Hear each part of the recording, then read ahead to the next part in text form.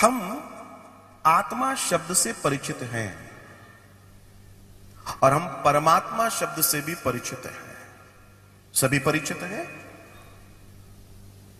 आत्मा और परमात्मा में जो शब्दों के अंतर को हम देखें अगर, तो बहुत बड़ा अंतर नहीं है। एक है आत्मा और एक है परम आत्मा, जिसे परमात्मा कहते हैं। परम का मतलब प्रथम, परम का मतलब पहला, परम का मतलब आदि।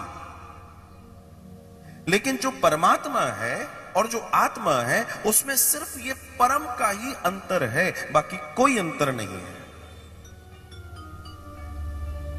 इसका मतलब हम ईश्वर से दूर नहीं है, ईश्वर हमसे दूर नहीं है, बस हमें समझने की देरी है।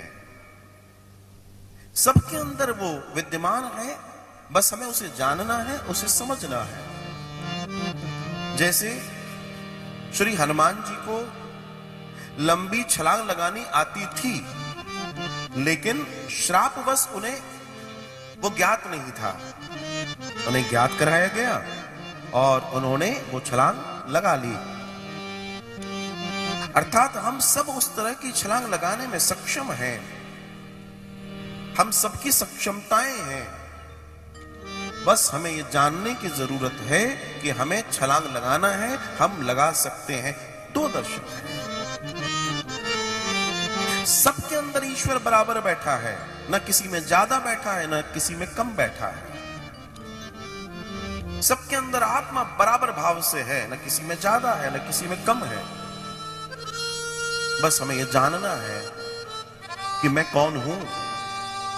मैं वो हूं जिस नाम से मुझे जाना जाता है, मैं वो हूं जिस कुल संपदा में मैं पैदा हुआ हूं, मैं वो हूं कि मुझे ये जाना जाता है, वो जाना जाता है। असल में ये सारे परिचय शरीर के हैं। जितनी भी हमारी और तुम्हारी पहचान है, वो शरीर की पहचान है।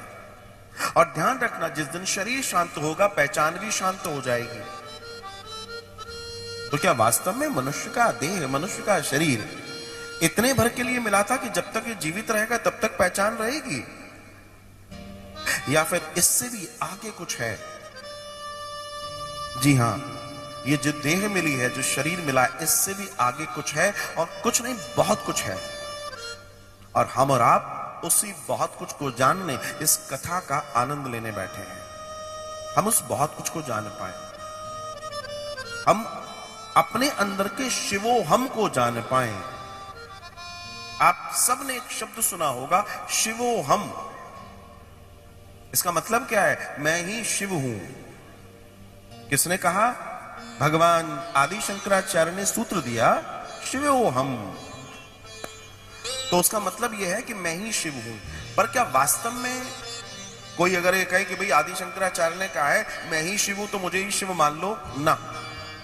आदि शंकराचार्य शरीर को शिव नहीं कहेंगे। आदि शंकराचार्य जिसको शिव कह रहे हैं वही आत्मा है, वह आत्म स्वरूप, वही ईश्वर जो सब में ज्योति स्वरूप विद्यमान है।